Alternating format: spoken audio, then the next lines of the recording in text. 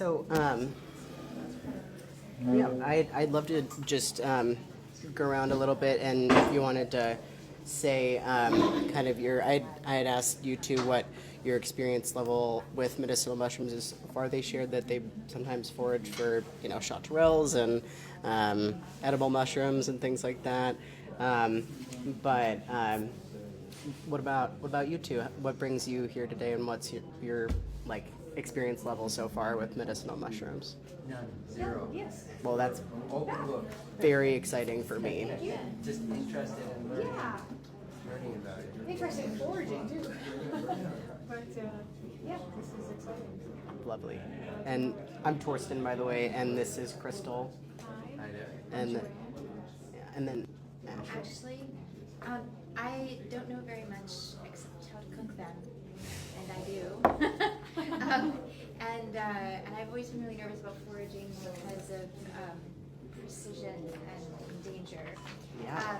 But I do grow some mushrooms, which I grow many things, and this is the hardest thing I've ever been growing mushrooms. It's the hardest thing You I've started ever- growing mushrooms? Yeah, it's the hardest thing ever because there's a kind of precision involved in growing, and you'd think the things that grow in a cow pasture would grow easily in mine, but no, they do not. They have a whole intricate system, yeah. So, but I have been experimenting with different mushrooms medicinally to try and heal from cancer and just generally be well.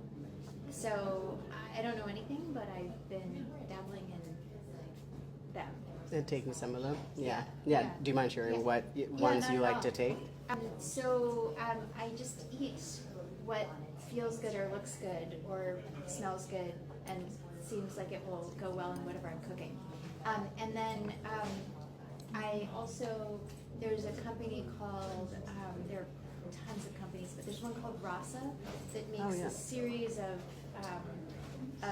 tonics essentially that are warm, and they anti-inflammatory and all kinds of different things. So I've just been messing around with them. They Great.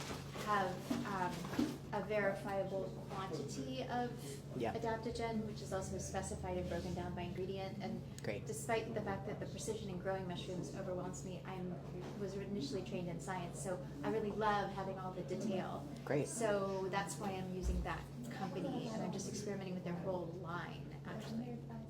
And then, yeah, so that's the bulk of it. Great. Okay. But I don't know anything, so I'm very excited to learn. And then we know each other, but it's so nice to see you. Just popped in. I was curious. I heard mushrooms. Yeah. Great. That's excellent. What experience do you have with medicinal mushrooms so far, if anything? Which kind of medicinal? Oh, right. I mean, that's extremely valid. A lot of people become interested in mushrooms for the first time because of the magic we hear about them. So, Yeah. No, I've worked with a little bit of both. I'm a trained shaman, so I do Great. some of that that kind of magic, and then also I just get curious about it. It helps me with my gut and stuff like that. So I've been I wasn't prepared to talk. That's completely sorry about that. I didn't mean to be like, hello, welcome. And then I also did want to mention there were a couple people that couldn't make it today, and it's I'm just recording the class. So if you have any questions that you want to leave till the end or another time you see me that you don't want recorded, feel free to keep that in mind. Great. So. There's honey over here also if you want to add in. Can you repeat again what you Yeah, so put the in tea is, I used rooibos and ginger tea bags, and then just some cardamom and clove, and I added this reishi extract powder here, because reishi's probably my favorite mushroom, and I wanted to have some, and I wanted you all to have some, and so one place that I just want to set a little bit. One place that I like to start when I'm talking about mushrooms, because there can be a lot of amazing research that gets done about specific mushrooms, and specific mushrooms get incredibly praised for certain properties, but there are some properties. Yeah, please sit down. Yeah, and then we have some tea you're welcome to have that has some reishi in it. It's a non-caffeinated tea. So one thing that sweet. So there are certain properties that all mushrooms have in common just because of their composition. So mushrooms are not plants and they're not animals, and because of that, they have, all of them have characteristics that tie them together in just their structure. They're going to be comprised out of proteins that are like a crab shell. They're made out of chitin proteins that are really, really hard. And then, so some mushrooms like these reishi, these chaga ones, they're going to be even higher. These hard mushrooms are going to be even higher in the chitin. And then inside of those chitin proteins, we have some compounds that people really love to focus on, and because they're amazing, that are found in all mushrooms, called beta-glucans, they're what's called a polysaccharide, or a long chain starch or fiber. And they're very, very prized because they're a soluble fiber. When have we otherwise heard of soluble fibers being beneficial? With gut health. People talk about eating enough soluble fiber, meaning it absorbs water to support cholesterol. General Mills loves to tell us about soluble fiber and to get it from things with oat in it. Oats are another thing that have beta-glucans in them. So like if you were to leave oats in water, you're gonna see that, like silky, gooey, soluble nature. That all mushrooms also have these beta-glucans in them that they absorb water and have a silky, soothing nature to them when extracted. So when we prepare mushrooms, we want to break down those hard proteins that are like a crab shell, these hard chitin proteins, so that we can get to those silky starches and fibers to get those medicinal properties. So going forward, no matter what mushroom that I'm talking about, to really get the medicinal benefits of them, it's important to think, well, how can we get to a large part of those medicinal benefits? And so a lot of people eat mushrooms already. They might saute them, they might have quick cooking methods, but when we're talking about a medicinal mushroom preparation, we have to think about how do we get to those innermost layers of the mushroom. So if you are thinking, well, I've been sauteing mushrooms and eating them in a pasta dish for my whole life, and I still get sick all the time, or I don't see any particular benefits, it might not necessarily be a medicinal mushroom preparation. So when I'm looking at preparing mushrooms, and this might seem like a silly thing to start with, but I think it's important because mushrooms are so ubiquitous. When we're looking at preparing mushrooms in a medicinal context, to unlock that beta-glucan content, we want to look at like a soup stock. We're looking at prepared for 2 hours or more, and we're looking at getting those starchy benefits of it that are really kind of buried deep inside those hard proteins. And why we would even want them is that these starches, they regulate the pace of our digestion, and they make the sugars in what we're eating absorb slower. So you'll see all sorts of mushrooms. You'll see reishi, chaga, you'll see shiitake, you'll see every mushroom on this table listed for blood sugar because of that beta-glucan content. Because when we have a really long starch, a really long fiber that creates this, that absorbs water and moves like somewhat slowly throughout the digestion, it helps everything we eat and all the sugars we eat be digested slower. And well, what happens in the body when our sugar is helped being regulated? If sugar is being slower absorbed in the body, if we're having less highs and lows of blood sugar, what else is going to be helped? Mood, yeah. What else might be helped if our blood sugar is a little more regulated? Yeah, energy levels, definitely. Yeah, we might not have like certain crashes up and down. What about inflammation?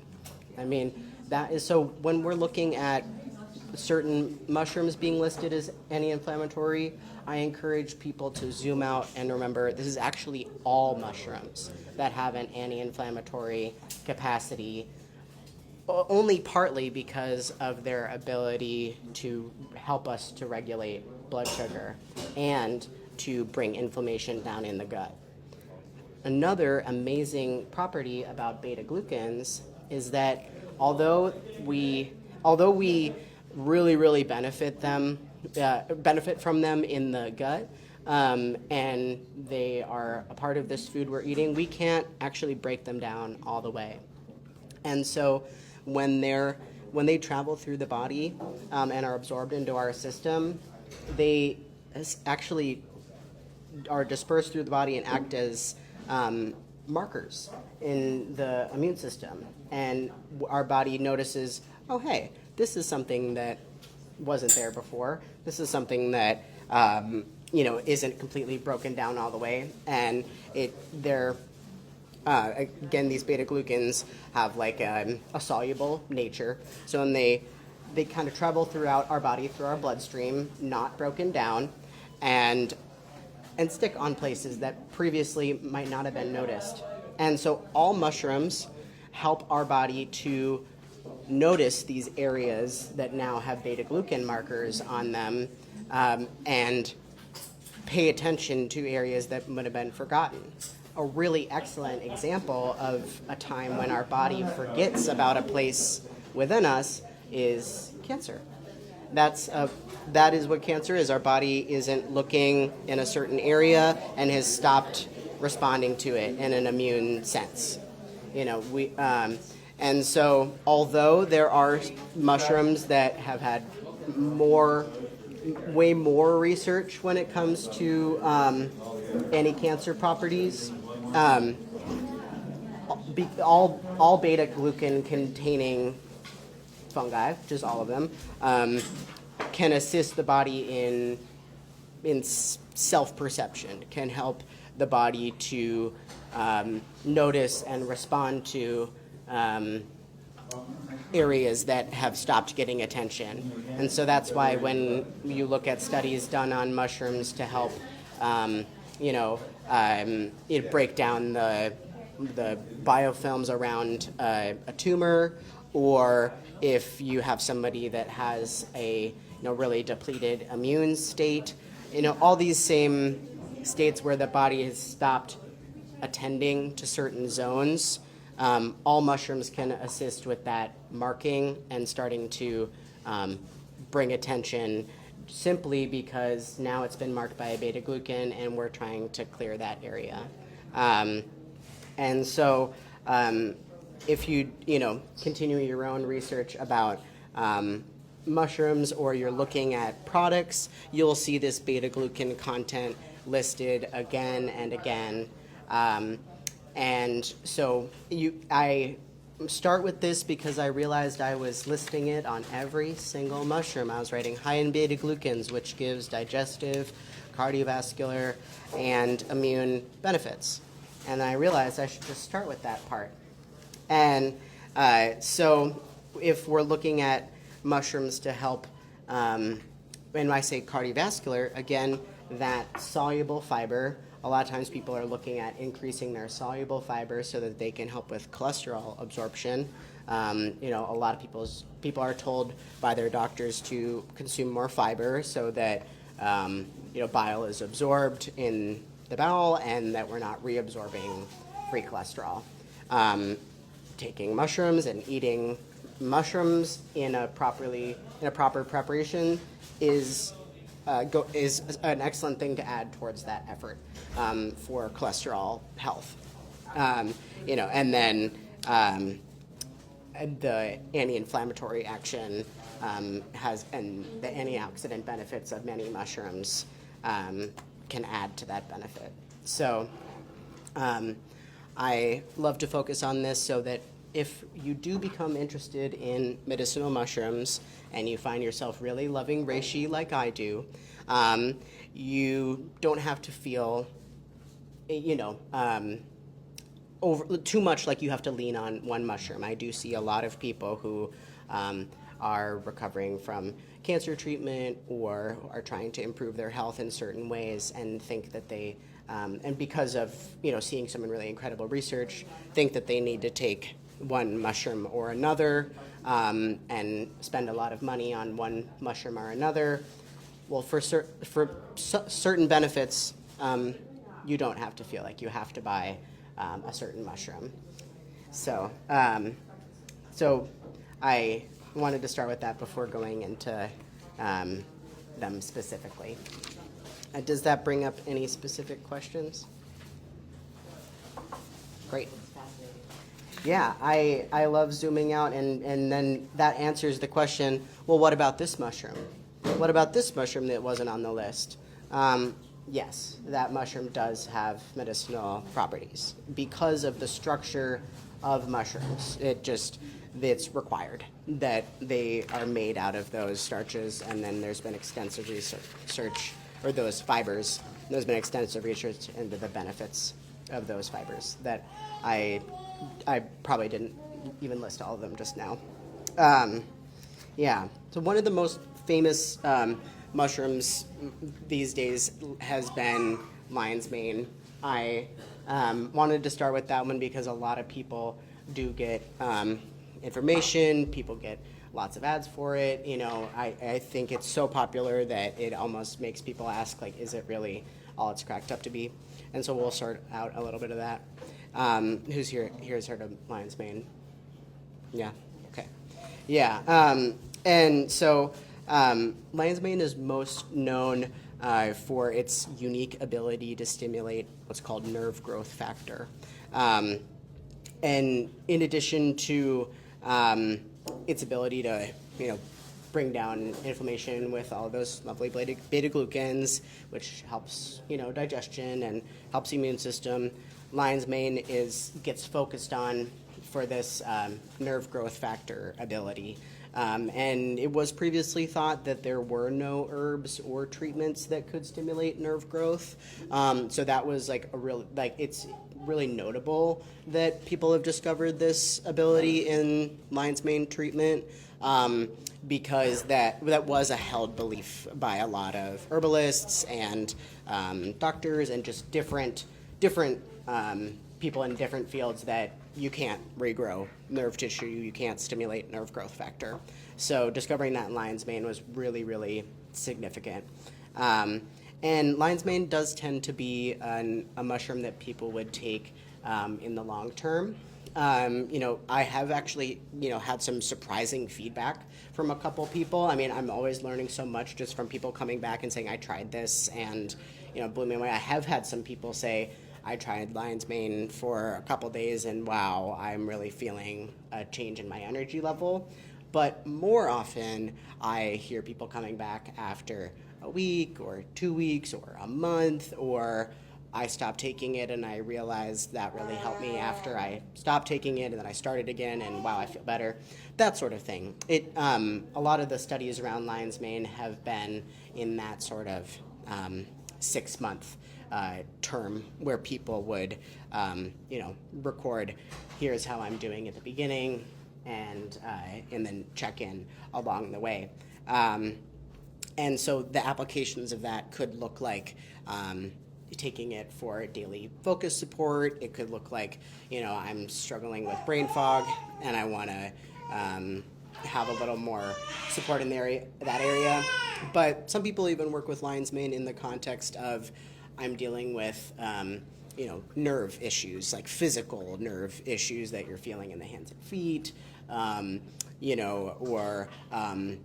to address pain that's become, my teacher talked about it like a electrical feeling pain, like there's no cause, that sort of, I do see an association between a lot of people coming in and working with lion's mane with neuropathy type issues, and the doses can really vary. Some people in that sort of like daily support, like if I take lion's mane, because I've ADHD, and sometimes I really notice that I'm struggling more than usual, and I'll take lion's mane for a period of time. I probably work with 1 or 2 grams in a lot of studies that are looking at like dementia later in life, or with degenerative nerve issues, or if you just want to know you're giving everything towards it you got, people are usually working with that like that 4 or 5 gram dosage every day. And then if somebody wants to eat it and get those benefits, again, you're not looking at crispy lion's mane, tastes just like chicken recipe. You're looking at a slow cooked lion's mane broth that the water starts to get thick. You're looking at unbinding those things from those hard proteins. And although it doesn't look hard, it is. On a like this lion's mane here, it doesn't look. It looks really tender. It looks like it would just all be really available to our digestion, but it's not. If we want to make sure we're getting all of the medicinal benefits out of fresh preparation, and they're not cheap. If we're taking this, they're not the cheapest things. You could fit it in, but most of us, if you are thinking about your money, and worrying about it, you're gonna forget mushrooms. And so, if you are gonna buy them, you're gonna want to make it count medicinally by extracting it in hot water for at least 2 hours. You want to make a soup. Yeah.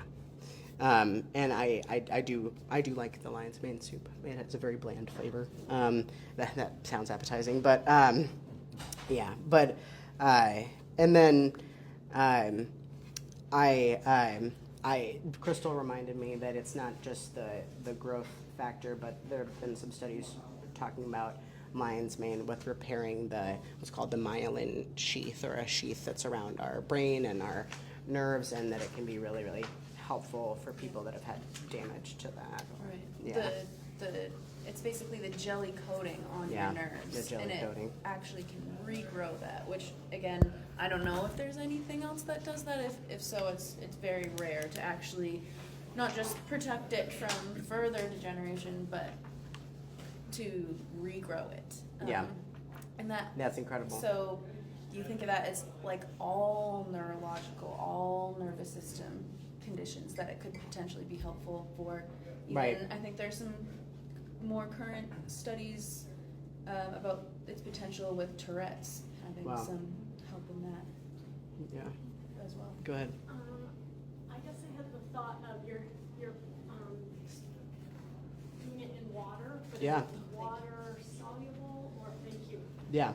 or is it a fat soluble type of thing? Like when I think of brains, lipids, and Oh, that's all that stuff, or when we absorb it, sometimes I see it paired with like coconut or something.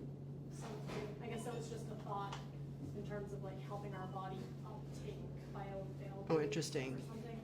Yeah. I don't know. So, And it sounds like there were 2 things going on there. One is uptake, and one is preparation to break it down. Yeah. So the water that I'm understanding you're talking about, Tristan, is to break down the chitins so that we Yeah. can access the beta glucans. And the fat I'm hearing you talk about is about our bodies absorbing Taking this it stuff. in. Yeah. So like, is it good to just take it with water? yeah, that's a great question.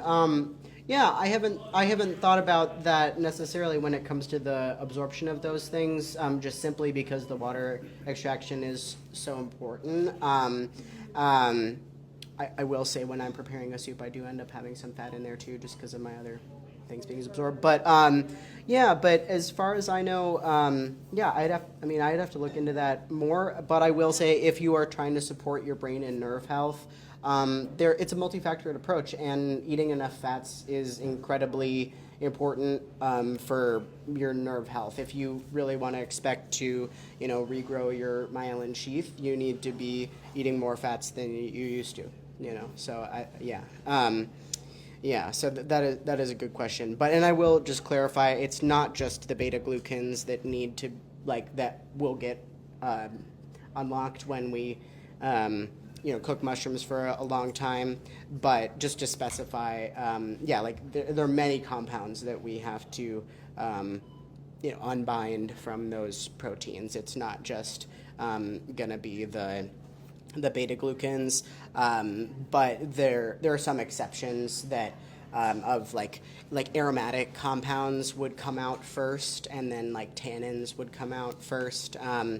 But there are many compounds that you'd have to get past that protein layer.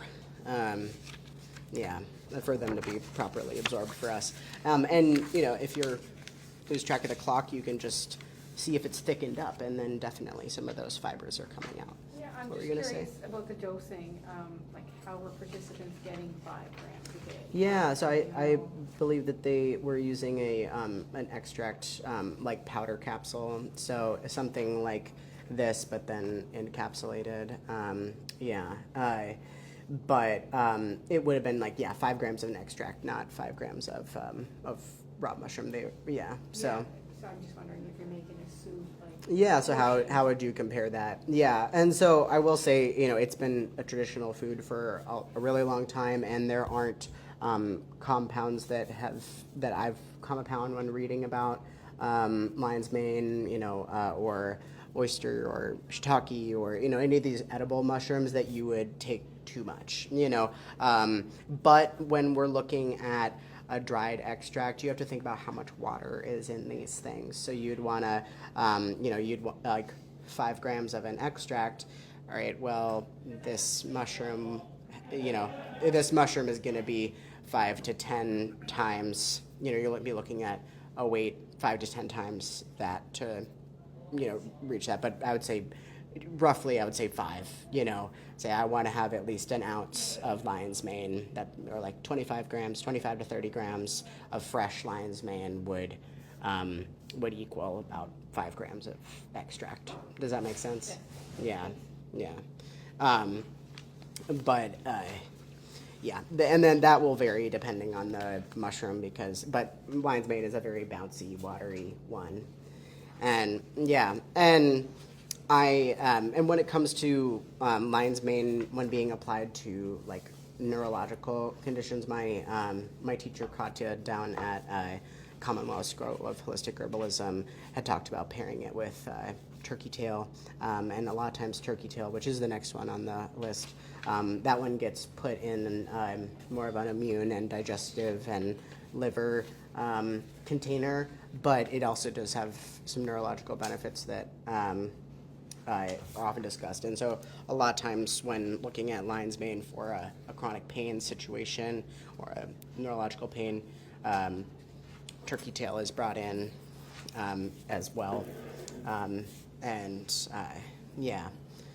I will just mention these mushrooms are so complex, every single one, and I want to try to not spend a half an hour on each one. We have not spent half an hour on lion's mane, but It could easily be done. no, it could so easily be done. So there's really so much more that I could say about each one of them, but I want to make sure I cover some benefits of more. And then also often paired with lion's mane, turkey tail and lion's mane are often paired together when it comes to digestive inflammation as well. I see a lot of times people taking turkey tail as a digestive anti-inflammatory. Turkey tail has some compounds that are specifically focused on for their anti-inflammatory properties that goes beyond just their beta-glucan content. Some of these compounds are called PSK and PSP that are, again, you'll see that they're polysaccharides as well.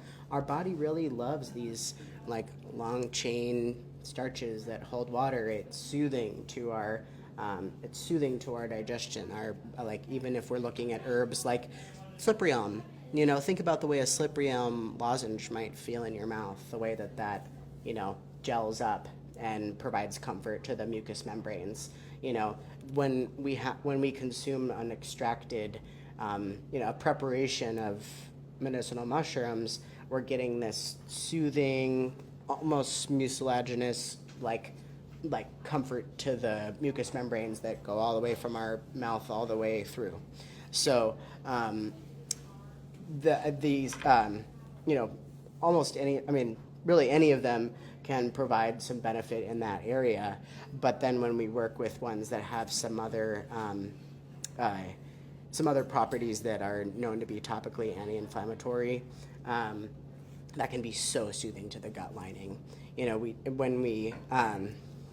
because we do have to remember our inner tube is really, it's just skin. And so our inner tube responds to these things just like we might, if it was applied as a topical. And a lot of times we really, if we're having chronic digestive issues, it can be, not just the serum of what's going through us, but irritation on the skin of our gut lining. And turkey tail, because of these anti-inflammatory polysaccharides, PSK, PSP, and because of the beta-glucan content, and because it's very high in zinc and trace minerals, and it can be very, very soothing to that layer. But when we put it into like a traditional Chinese medicine context, how they would really work with turkey tail would be to like clear up dampness and stuck mucus and things like that also can really live within our guts. We don't think about it a lot of the times, but we can have stuck fluids in our guts and extra mucus there. And so when I'm thinking about it, a lot of the action in clearing up the mucus in the lungs that turkey tail can offer, it's clearing out that mucus in the gut, and then that is helping us to clear out excess in the lungs as well. So we'll see turkey tail as our first one that we're mentioning that people are work with as an immune supporter, but also to address acute illness. And there's been extensive research into turkey tail to address a number of viruses. I didn't write down on this paper like which viruses have been pursued by, because when we do talk about things having antiviral properties, we have to be careful because not all viruses are the same. But we do see turkey tail applied when it comes to especially like respiratory viruses, rhinovirus, things like that have a mucous membrane component to them. But I have had some people talk to me about working with turkey tail with like chronic viral conditions. And then I will mention that PSK, one of those polysaccharides, is actually in Europe has been made into an anti-cancer drug that's existed for decades called Crestin. And turkey tail is one of the most extensively researched mushrooms when it comes to adjunct therapy with cancer treatment. And it is a reminder too that the immune system when working with people with cancer is so important. So many people are become depleted in their immune systems because of the treatments, and then also just helping the body with self-perception is incredibly important. So, and again, it's not just turkey tail, but turkey tail is a real teacher of that connection that of boosting the immune system comes hand in hand with helping people with better outcomes, no matter what path they're choosing with cancer treatment. Which one? So that was turkey tail that I was Which one on the mentioning. table? Oh yeah, so yeah, turkey tail. I'm gonna hand this one around actually, and this one I will say this one is a varietal called hirsuta, and that's why the bottom is kind of prickly. If you were to find turkey tail growing around here, it would probably have a smooth bottom, but this one is not Tramites versicolor. This one is Tramites hirsuta, but they always have that little soft top that's like felted. They're one of the best foraging mushrooms. They're annual, and so they are a responsible choice if you want to forage medicinal mushrooms. On a tree or in the ground? They're going to be on a tree. Yeah. Which trees mostly? Yeah, Maybe typically not dead always. trees. They generally grow on. They can grow on birch. They can also grow on beech. They're not. Specifics. You won't find them. Or specialists. There we go. Specifics. They're not specialists, but you won't find them on conifers. But yeah, you want to look for that non-gilled bottom. If it looks gilled, it's not turkey tail, and yeah, smooth top. how big Or felted up. They're about that big, and then they're gonna grow in like, Wave of yeah, like you're that. gonna see like tons Is of it them. dead trees mostly? Generally, you'll sometimes see them on living trees, but generally dead trees. Okay. And yeah, but that brings up an excellent point, about wildcrafting. We, unless we're really dealing with something, I mean, and this is my opinion, nobody is like enforcing this sort of thing, but unless we're dealing with something really serious for which there is no replacement for the medicine we're looking for, it is really good to go for mushrooms that are annual growing. Ones that we're not chopping down a 50-year-old being for fun. I did that. That's how I made this lovely, birch tree art. But I wasn't really thinking about it, and it happens. But I'm just saying, just being mindful. And so if we're really trying to,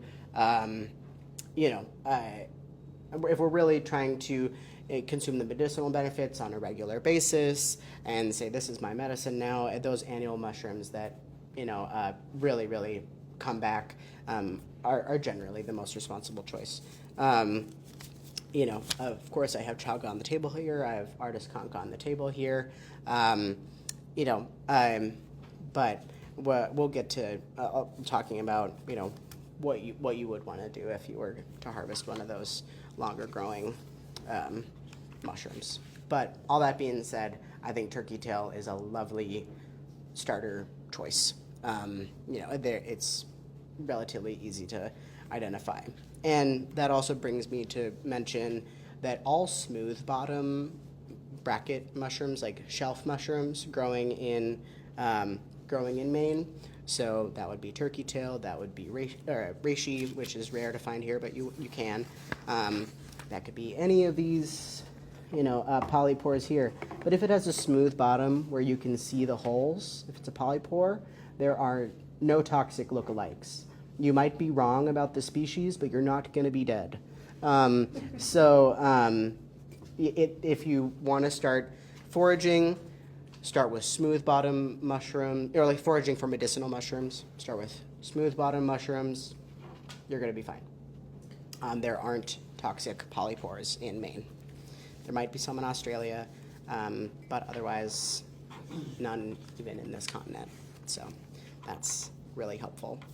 And so and then I will mention turkey tail has a little bit of a bitter flavor, and just like reishi, the one after that, and that bitter flavor brings some stimulation to the liver and to some support to an additional support to the digestive system. So that's one way that lion's mane and turkey tail differ. Is lion's mane has no bitterness; it's like relatively sweet or bland, but turkey tail has a gentle amount of bitterness. Then that flavor is going to just stimulate the liver, and so any bitter flavor, whether it's cumin or dandelion leaf or or the bottom of a lettuce, all of those bitter things will trigger us into digestive mode. And so that's why it makes an excellent pairing to lion's mane if you're looking at digestive inflammation, because lion's mane does lack that bitterness. And a little bit more bitter, although I think like if you're not a fan of bitter, it is pretty well disguised in this tea we're drinking here, is reishi. And reishi is probably the one that I could talk for 90 minutes about. I love reishi. This is this shiny mushroom here. And you can see that this is my mom's partner's. I think this is the one that grows on the hemlock tree, the tsuge, but I'm not completely certain about that one. But yeah, this is reishi. It always has this shiny top here, and in traditional Chinese medicine, that shine is seen as like a signature for the Shen tonic or the spiritual tonics. And so reishi has been really, really, truly revered beyond a lot of other mushrooms that you can research as a gateway to not only calm and relaxation, but it's been revered as an herb that people take to support meditation, spiritual pursuits, to it really cannot be overstated the role that it has had in being associated with people who lead spiritual lives. So, and being a core part of those people's lives. So, if that's the only thing that you remember about reishi, it can, that's okay. And then we'll also see this really beautiful red color. And when talking about reishi in traditional standpoint or in traditional Chinese medicine, the redder the reishi, and this stands up when we look at our information about consuming red pigments. The redder the reishi, the greater the affinity with the physical heart. So while it helps people get into their calmer mind and heart, it also has profound benefits to the physical heart. Not only, but partially because of this really strong red pigment that provides a lot of antioxidant benefit. So that color in reishi provides this a cooling action to inflammation in the cardiovascular system, in the digestive lining. This is also reishi. This was from a larger or little different one. And so that we can, because of that antioxidant content and because of the bitterness, reishi is a little different because it is considered cooling. So it's really well suited to states that are irritated, that have redness, that people that are a little agitated, and so it's both physically and mentally has a bit of a cooling action, and then also really associated with people that have that are hot blooded, that have high blood pressure, that might have cholesterol issues, and again those those benefits provided in antioxidant quality, they add onto that beta glucan content to help people who might be dealing with high cholesterol or cardiovascular damage. And so they're very, very associated with reducing cardiovascular risk factors. This is reminding me to add, I don't know specifically each mushroom, each medication, but the only cautions I've come across so far typically are not necessarily like contraindications of a opposing action with a pharmaceutical medication, but that sometimes they may, like reishi, I believe maybe chaga, can regulate your blood sugar, can work similar to a blood thinner. So the only caution with that is to monitor and then maybe adjust. If you're taking a blood thinner and you're taking mushrooms that have a similar action and you start noticing you're really bruising, bleeding easily, or you're taking a blood sugar lowering medication and your blood sugar is dropping too low, just to monitor that and then work with your practitioner on how to adjust your dosage of your medication or your because that's a great point. I haven't come across like specific contraindications, but just like being almost working aware. Just too well in the same way is something to monitor and pay attention to. And that's if when people do have questions about that, I like to consult Francis Brinker's herbal contraindications guide. It's very thorough. So if you have a doctor that who is worried about you taking a certain thing, I would bring up, Dr. Francis Brinker's herbal contraindications guide. I have a question. Are these Yeah. dry that it's in the jar and then also here? Yep. So same, not the same time or anything like that. This shiny one is much older, but same mushroom there. But they're dried. Yep, they're dried. They're highly dried. They would be squishier when you would first, If they're fresh. if they're fresh. They are very hard. If you ever harvest, a reishi, a birch polypore, artist conch, and you want to make it into medicine, you cut it up today, and this is too late. I'm not getting medicine out of this timber conch polypore. That's not happening. Okay. I mean, I guess I could boil it whole and then try to go at it, but no, you gotta with those. I mean, that chaga, that's gonna be a real bear when I'm ready to break that apart. It's good to break it apart day of harvest or cut it day of harvest, because you could do it with a knife instead of a hammer. So Even fresh with something like chaga is so no. hard. The way that I've Yeah. done it is putting it in a canvas tote with a hammer, hammer. and Yeah. until it's small enough pieces that you can then maybe powder. Yeah, and that's gonna be that high chitin content. And so the squishier mushrooms are a little higher in the beta glucan content, and the harder mushrooms are a little higher in the chitin content. But they all have both.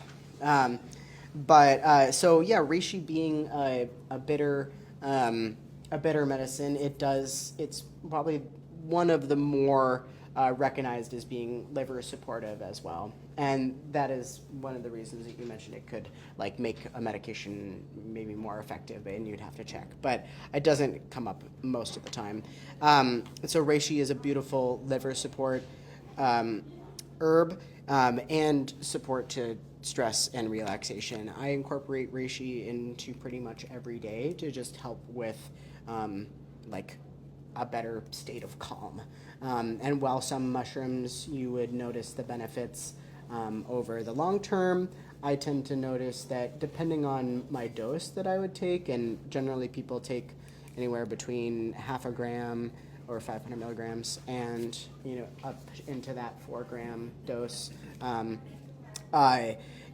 you probably notice it same day, and then a little bit of calm, and then the more often you would take it, you'd have a lower baseline and because of that calming benefit, you'll see even this product, they focus on that benefit.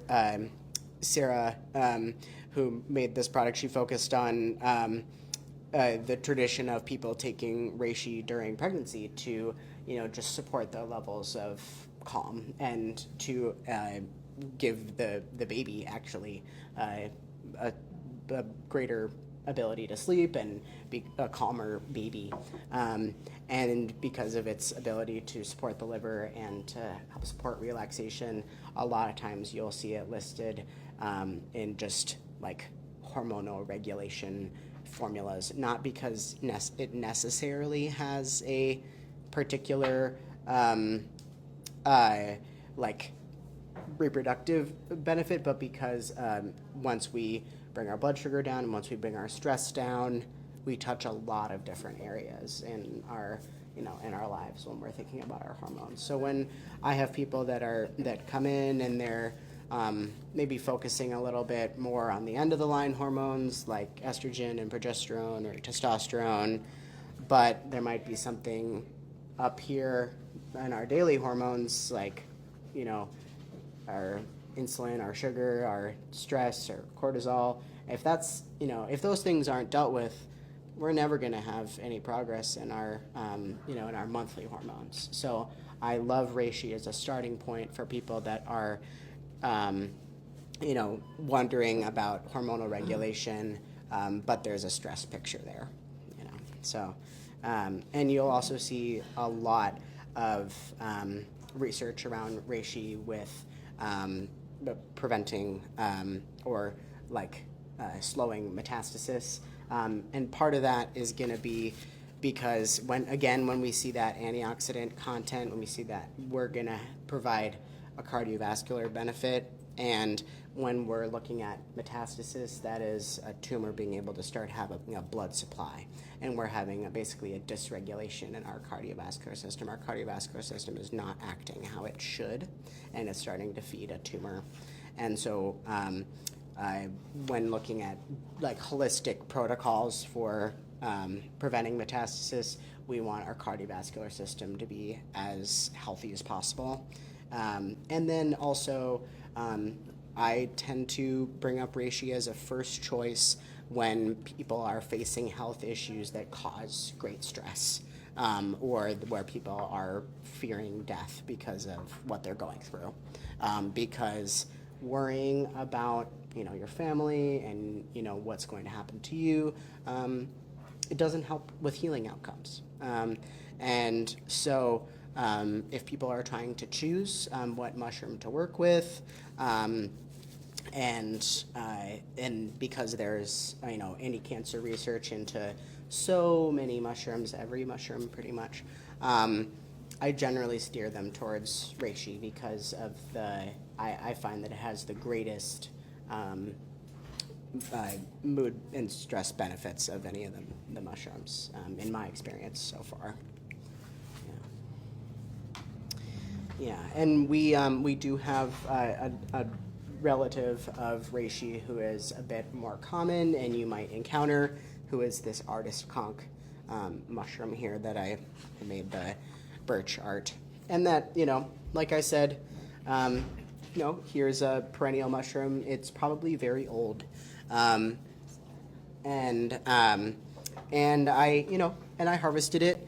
I decided to harvest that mushroom after seeing a really well myceliated log, as in the mycelium was filling the whole log, and there were about 4 on that broken birch tree. And so I decided that I felt that it was a responsible choice for me to harvest that. And those are questions that's important to keep revisiting. I'm not, but I just encourage that when we are harvesting mushrooms, we want to look for a good amount of them. We never want to pull a mushroom that's the only one we see. That's the most important rule. And then if we ideally we would see a few trees that have that on there, and we want to see a really healthy mycelium. When I harvested this artist conch, it was a broken tree, and the top of it was all white with mycelium. I could tell this is going to make more mushrooms, and there was more than one. And so I'm not saying what I did was a perfect choice. Who knows? But at least it was not the only one. So, and artist conch has a lot of qualities like reishi. It is also bitter. It has cardiovascular benefits. It has immune benefits. And it just a lot of people do discuss artist conch as having a calming benefit, but it is it's one that is a little underappreciated, I would say. That's very impressive. Thank you. You only get one try, so. And so most of the time they do just get artistic praise, but not medicinal praise. But they are often a lovely choice for foragers looking for similar benefits to reishi, but when you don't have access to it. I don't mean to insult this Ganoderma by saying it's the lesser one.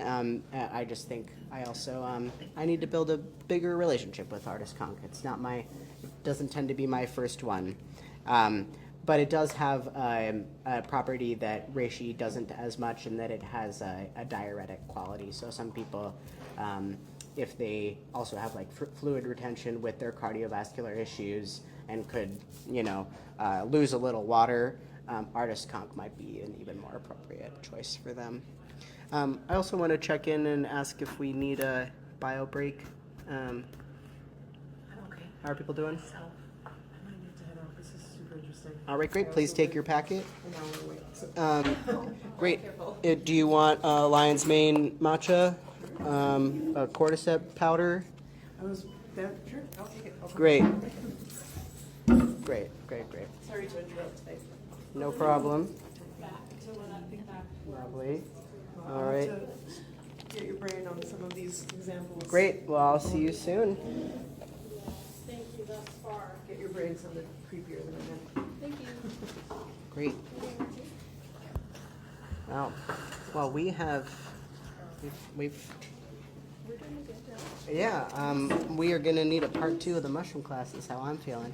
Yeah, I know, I was like, oh my gosh, it's only an hour and a half long, like, we could make it. No, I know we could. Right? Yeah, and so I think I'll probably schedule a part 2 before we leave here. Or no, not before I leave, but after we're done here. Yeah. Yeah. One of the things that you've been talking about are different preparations, so whether we make the fresh mushrooms into a soup or powder or et cetera, et cetera. Yeah. We have tons of different kinds of things here. Yeah. Is it on the agenda today? I don't want to disrupt. Yeah, you, no, we but is it definitely- On the agenda to sort of Yeah. Break talk down. about, break Yeah. down the Like different ways to take it. different, yeah. So we can use reishi as our example because I have a few here. So this is an example. This is a tincture preparation with mushroom extracts because there are going to be so many that have, or so many properties that have that water soluble property. The tinctures are going to be what's called a double extract. So if you were going to make it yourself, I mean, if you felt really motivated and you wanted to make a lion's mane tincture, you would need to both extract it in alcohol by letting it sit in alcohol for a couple weeks or to ideally a month. And then you would also need to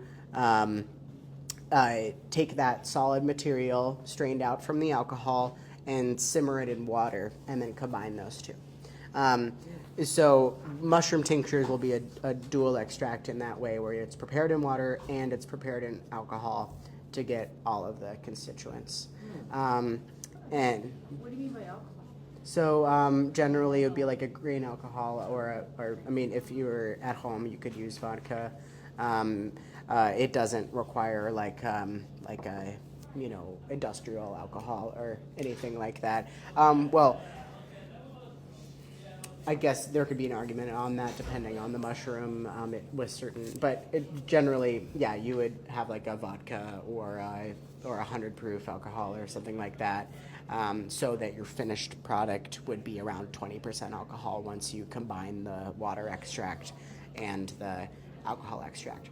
Is it 1-to-1 ratio typically with the water extract and the So when like our preparation methods like at home, we would probably end up with a more diluted product than a company would make. Like when like we have a tincture made by Birch Boys, and they do like they finish out with a 1-to-1, but generally in a home context, just because of having having enough space for it to be covered in water, and then us being able to strain it. If the less water you use, the more effort it's going to take to strain. So generally, it's going to be more of like a 1 part mushrooms, 4 parts water, or 1 part mushrooms. Well, 1 part mushrooms, 2 parts water, if we can manage it. And then same 1 part mushrooms, 2 parts alcohol, and then our finished product is gonna be a 1 to 4. And is temperature a factor there? So alcohol is just straight up, but then yeah. with the water, You're the boiling second it. extraction, You're and yeah. waiting for the viscous. Yeah, or simmered. If we have an aromatic mushroom, like if it's grown on pine, like red belted polypore here, or then some people like to keep the temperature a little lower so that you don't lose the aromatics. But generally, say you walk away, you come back, it's like just boiling away. You have not ruined it. It's fine. But it needs to be a healthy, like healthy simmer, it's hot. It's really busting it down. And yeah, but in the home preparation, if we're not even bringing alcohol into it, if we wanted to simmer for a tea, say you had a dried chaga from the bulk department, you could just simmer that. Doesn't need to be a soup stock. You could just simmer that on your back burner for, I'd say, at least 90 minutes. But ideally, again, making every little bit count, honoring the chaga and our pockets and our health.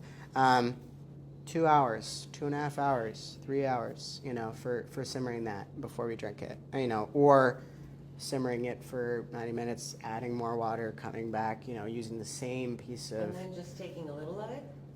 You could drink a cup of tea, I consider generally when we're doing those like decoctions, real medicinal benefits can come from, also it depends how much you put in your pot. course. So, if you are making it in like a, sort of tea concentration, 3 cups of tea a day, I'm really trying to make progress,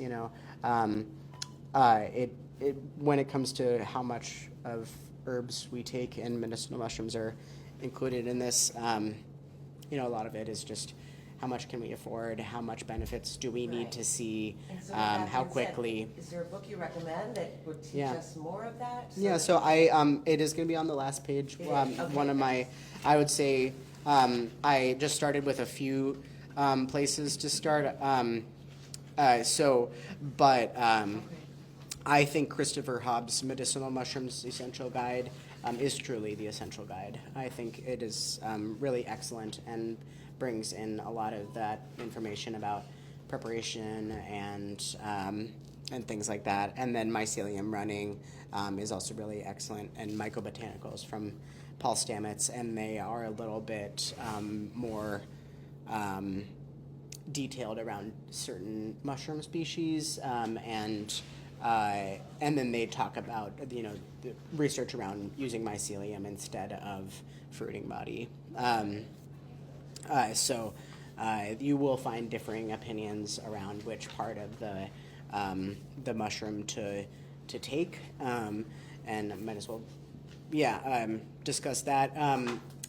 Certain mushrooms like chaga are going to be really hard to find in the wild, and also some people would like to avoid them entirely, or avoid harvesting them entirely, and so that sort of thing drove Paul Stamets to find ways to consume mushroom medicine without harvesting it from the wild, and so host defense products are primarily made from mushroom mycelium, or like the equivalent of a root network of mushrooms, and I think a combination is best. There are certain compounds that we do find more in the fruiting body, but it's been really powerful to find that we can have a lot of medicinal benefits from growing a bag of chaga mycelium, and we never have to harm a growing chaga in the wild that it has a job to do.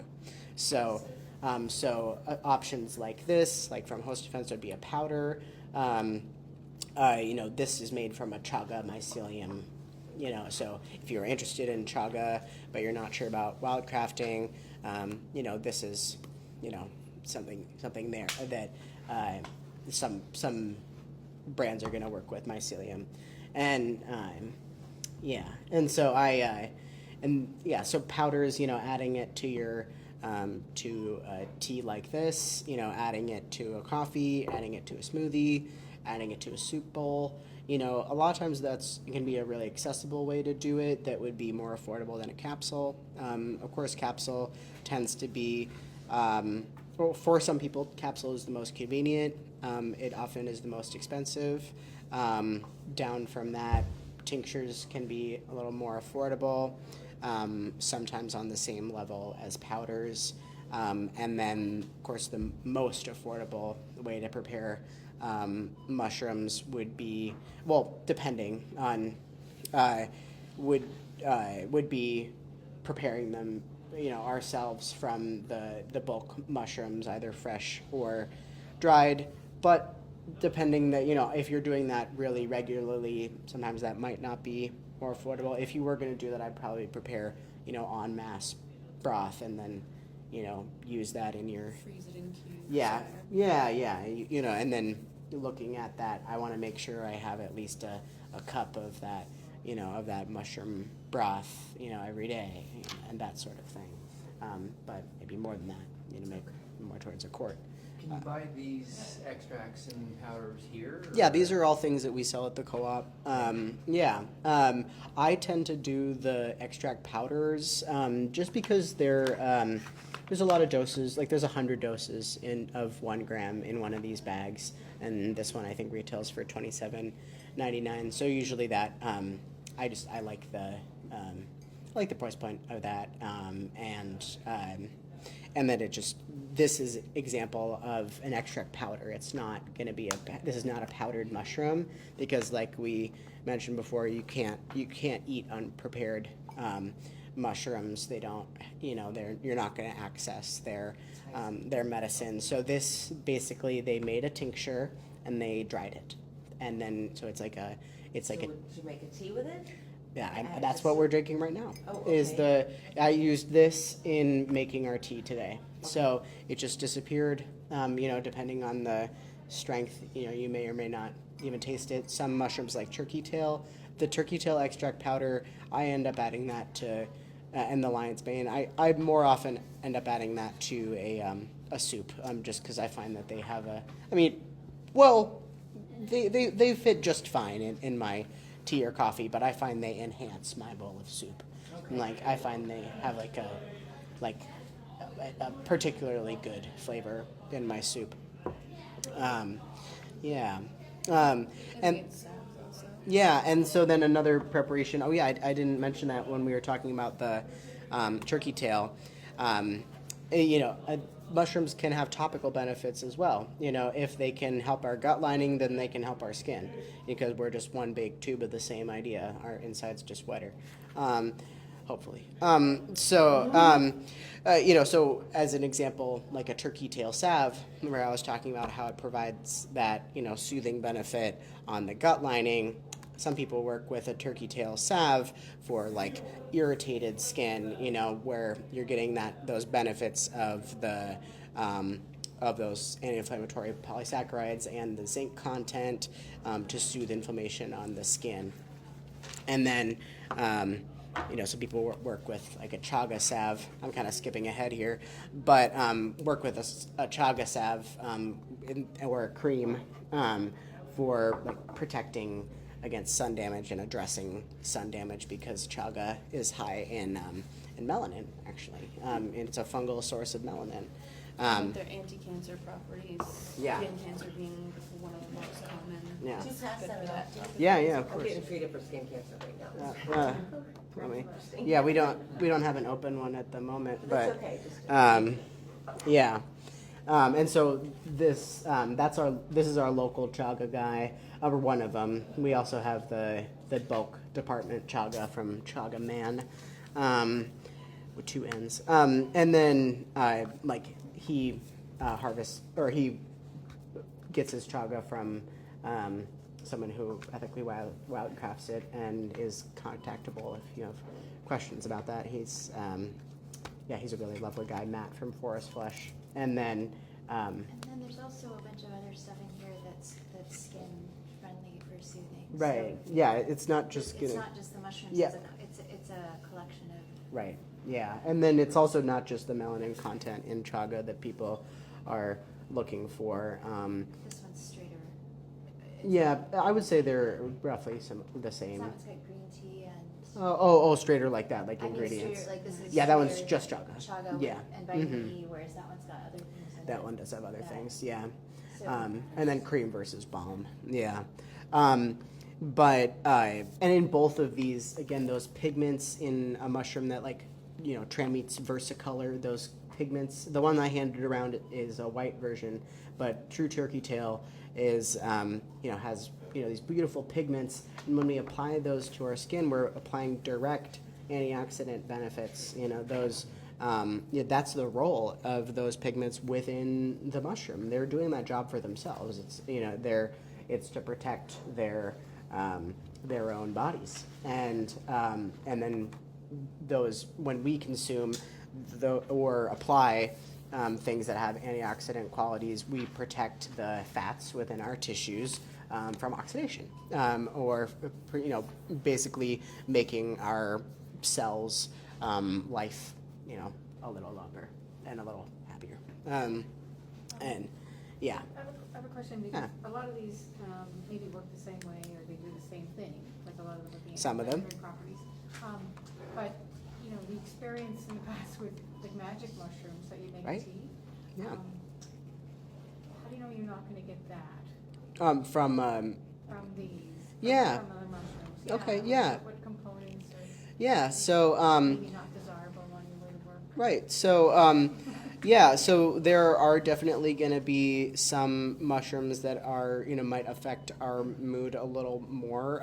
None of the mushrooms within this packet would have like what we'd consider psychoactive properties, but if we're looking at if it could even just make us feel more relaxed. I mean, some people don't want to feel more relaxed. That's okay, if and I don't mean that about you, but I mean some people. I've made a nice tea that I thought would help everybody relax before, and I didn't think it would be an issue. And someone was like, "Whoa, I feel weird," and I never thought about it. I maybe, somebody might not like the skull cap or the lemon balm in the tea, and so as a general rule, I mentioned it before with reishi, and then this is true with chaga, artist conch, and red belted polypore. Those are coming up. They have a bitter flavor, and that bitter flavor is going to shift us from our reactive mode into our our sympathetic, our fight or flight mode, into our parasympathetic or our rest and digest mode. So if we start to consume our mushroom medicine and there is any bitterness to it, that's a cue that it may have a calming effect. Not a psychoactive one, but a calming one. Just because we're hardwired to respond to the bitter flavor with shifting our nervous system. If we were, in a reactive mode in a primal context, if we were running from an animal and we suddenly taste something bitter, we are hardwired to slow down and pause to digest that thing. We can't run away and eat at the same time. Our bodies don't like it. And so when we taste bitter, it tells our bodies, let's pause, and so that's a little bit of a tangent from what you said, but that is how you can kind of know this might calm me down. Not like it might, show me space, but it might calm me down, and then you could decide, do I want to feel calmer right now or not? And then some people find that profoundly calming in, some people are more sensitive to that than others, like with reishi or chaga or artist conch or red belted polypore, or maybe even turkey tail. Some people find that calming action very, very calming, and it might make them sleepy, but that experience will vary per person and per dosage. Some people find a very strong chaga tea to make them a little sleepy, but I have not experienced that before. So, is it the case then? So, I mean, if you take 200 milligrams of Advil, it's going to have a recognizable effect. 300, blah blah blah. But my experience with with herbals and fungal things is that it changes depending upon the person, the mood, and the day. And so the rule of thumb that I use for myself is the adage low and slow. Right. And so I start with a little and see what happens, and then a little bit more and a little bit more. And that can be true with psychoactive, Right. and not trip the psychoactive. So microdosing. Right. Is that Yeah, a word of wisdom that you I also? Yeah, I think that's definitely fair. And then I find that the longer people are working with medicinal herbs and mushrooms, people generally get a sense of their dosage sensitivity. So a lot of people come to me and have self-knowledge that I work with low doses of things. I'm really sensitive to herbs. I would I want the lowest dosage possible. Some people, they end up getting a sense like, I need to be hit as hard as possible with this. I'm really, and there are ways to break that down and, maybe predict how you might be. Some of us, we just know because we are sensitive to a little bit of the wrong food, and that can completely change our day, or really sensitive to caffeine. There are herbs that we work with all the time, without necessarily thinking of them as medicinal herbs, and that can tell us our sensitivity. But, thankfully, medicinal mushrooms are, as long as we make sure that we don't have, drug interactions and things, are very, very safe and very widely varied in the dosage. The only time I found myself overstimulated by a medicinal mushroom is with this next mushroom that I'm going to mention on here called cordyceps. And I would say that cordyceps is the other one that you'd probably most notice in the moment that it changed your state, not in a psychoactive way, but I suppose I have maybe taken more cordyceps than I needed to and felt a little energized. And not in an over-caffeinated sense, but maybe in I really spooned it on because I doubted the medicine and I felt really, really energized. But then that wore off really quickly. Or like the wow. And a big reason with that is that cordyceps has a really strong respiratory benefit. And I think that I just got so much oxygen to my brain and then I was really motivated. I started throwing wood, it was that time of year, stacking the wood. And, Use that to your benefit. Yeah, I was just surprised. Yeah, it's a perfect, cordyceps is my favorite pairing to wood stacking. It really, really changes my wood stacking experience. I will tell you that. Because cordyceps is traditionally taken before high elevation climbs. It was discovered when, the herbal mythos around it is that herding people saw their goats eating a mushroom and getting a lot of energy and having, running up the cliffs, more, and that their older goats were more vital after eating. That I didn't mean it like that, but that too, though. And so, they were more vital after eating the cordyceps mushrooms. So they're really, really associated with this increasing the lung capacity in the short term, and then also, more and more benefits if taken in the long term. Increasing the lung capacity and giving energy by way of the respiratory system. And so I give cordyceps to my mother, who has really serious asthma. It's pretty bad this time of year, and I really can notice the benefit. Also because of the adrenal effects. Yeah. And it's a cortisol modulator. Yeah, and so while I was going over my notes from my apprenticeship in this class, I was reminded that it's considered a kidney jing, or like what we would now talk about as like an adrenal replenisher, because it replenishes the energy, but also by really oxygenating the body. And Is it also a bronchodilator? I would want to double check before applying that word to it, but it certainly feels that way, like when you take it. But if it's functioning as an adrenal cortisol regulator and it's oxygenating the blood, it may actually be doing a deeper level of work than I don't think it's just not that simple. Which is really promising, not only for asthma but for especially exercise-induced asthma. Yeah. Because that is a stress-related response. It's not actually asthma, but it feels like it. Yeah. But if that's Yeah. it's fascinating. Yeah, really fascinating.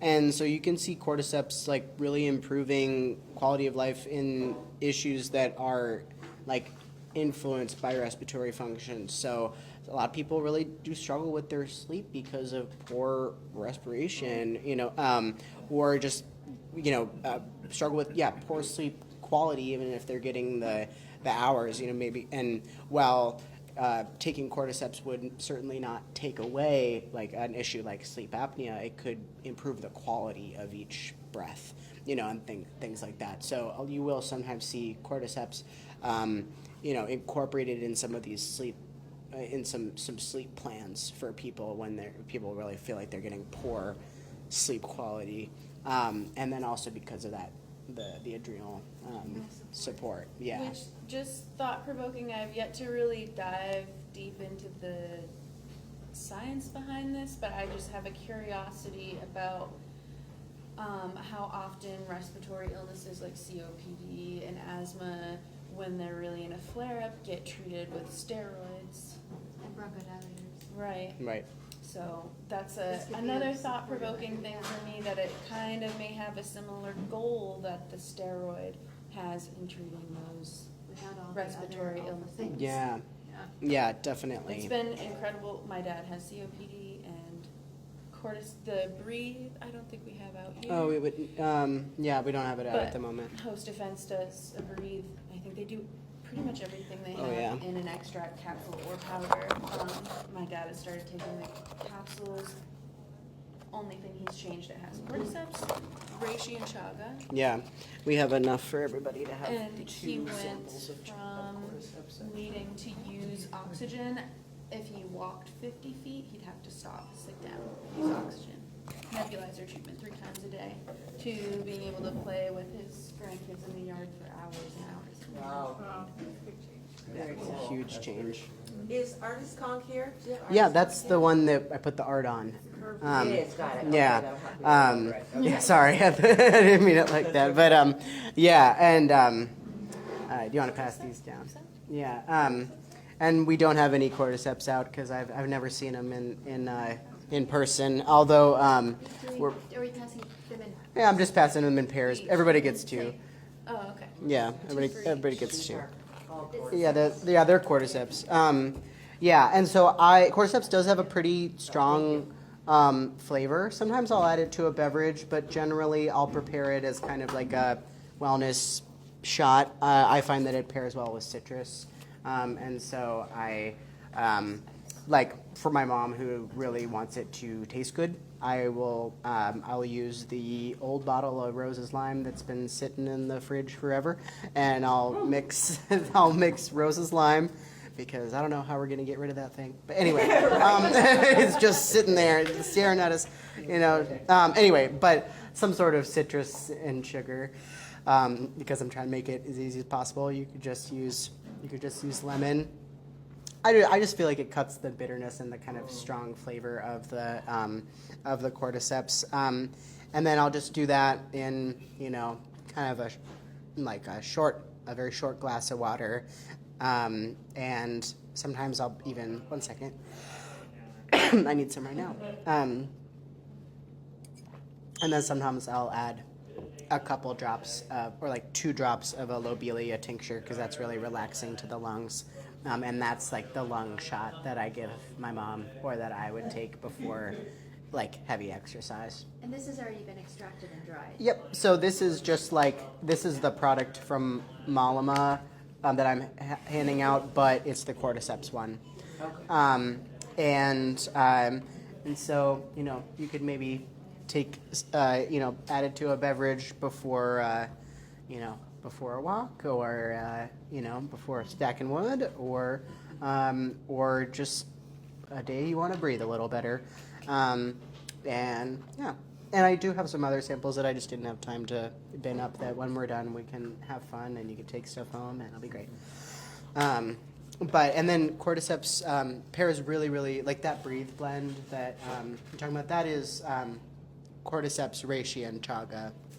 But I find that I see it, and then they also make one called just cordychi, that they talk about for like stress and fatigue. But I find that cordyceps pairs really, really well with reishi, looking at the lung inflammation picture, or if you're looking at like improving, energy level, can I face my day, sort of thing. So both lung inflammation, and then also, stress and mood and energy levels. Yeah, I think they're an excellent pair. How long in effect did you have? How long did you stack wood for? Could we hire you? That's a great question. I feel like I generally, it's hard because we're not always like measuring our experiences like that. But I think I'm able to work, 1.5 or twice as long as normal if I remember to take my lung herbs before exercise. So, but It definitely. doesn't have, my experience, it doesn't have it down. I've never had it down No, with so, it, no. So it's like unlike stimulants, Yeah. like coffee or tea Mhm. or Yeah. drugs. Yep. It doesn't have it down. So it's a lovely boost. Yeah, it is. It really. I've never It's a supportive boost. supported boost, and I find that it's a really excellent choice for energy support. Yeah, without that down, and I feel some herbal approaches that are billed as boosting energy and things like that. Can be a little overstimulating, like red ginseng, and herbs like rhodiola, some herbs that are stimulating. People can become a little dependent on them, and they can stop working. But I don't find cordyceps to be that same way, because it has this like nourishing aspect that improves like your oxygenation in the body, and because of that respiratory benefit, that's transferring into the cardiovascular benefit. So it's a lovely choice for somebody who might be fatigued, but they might also be have some heart concerns, and they can't be, only relying on caffeine, anymore. It's a lovely choice for something like that. It's like, oh, here's something that supports my energy, but it's actually good for my heart. That's a really lovely one. Wow. Well, exactly what I thought was going to happen happened, and we got through about half. But I would love to make some space for questions. Is the ghost biscuit? I've never heard of that. Yeah, isn't that great? That one does not grow around here. It doesn't. That one is from the Pacific Northwest, the agaricon. And so, but agaricon is really, really praised by Paul Stamets and by a lot of, mushroom researchers in the Pacific Northwest. But our relatives are going to be you'll see Fomitopsis. Our relatives are going to be the red-belted polypore. Okay, that's what I was just looking at. Yeah, and the birch polypore. And I will say, I think if you are interested in wildcrafting or harvesting from the wild, I think these ones that are after the chaga, the birch polypore and the red-belted polypore, those ones are going to be the most abundant that we're going to find in the forest. This one, the red-belted polypore, this one's from the trail by the co-op. It is this is the most abundant mushroom, or medicinal mushroom in Maine, because it grows on pines. And so, although Which one is that again? red-belted polypore. The red velvet. And so, Okay. you're probably not going to find reishi on your walk. You're probably not going to find chaga on your walk. And even if you do, come back in 3 years. And you probably won't even find artist conch on your walk, but you probably will find red-belted polypore on your walk. You'll see the smooth bottom here, so you know it's safe. It seems so hard, I wouldn't even know what to do with Yeah, that. very dry, but they are not this dry when you When you first find harvest them. them. You would be able to slice it down when you bring it home, Okay. and you'd put it in a pot of water and you'd set it and forget it, and you'd come back in 2 hours. And you'd add some aromatic spices and things that would make you want to drink it. Maybe throw some ginger in there, Okay. turn it into a chai, something like that. Okay. But red belted is going to be probably one of your biggest friends, and it has that lovely calming bitter quality that reishi has. It's has a long history of being made into what's called logger's tea. I wrote that on there in the notes for like relaxing after a long, hard day at work, soothing the body, reducing inflammation, and helping you get to sleep. Okay. And so, yeah. Your notes are wonderful, by the way, and your photos, yeah. Thank you. Once I got started, it was 8 pages long. Right? Appreciate it. Yeah, I look forward to part I'm gonna- two. Yeah, thank Do you. it. I'm gonna Monday stop the evenings, recording.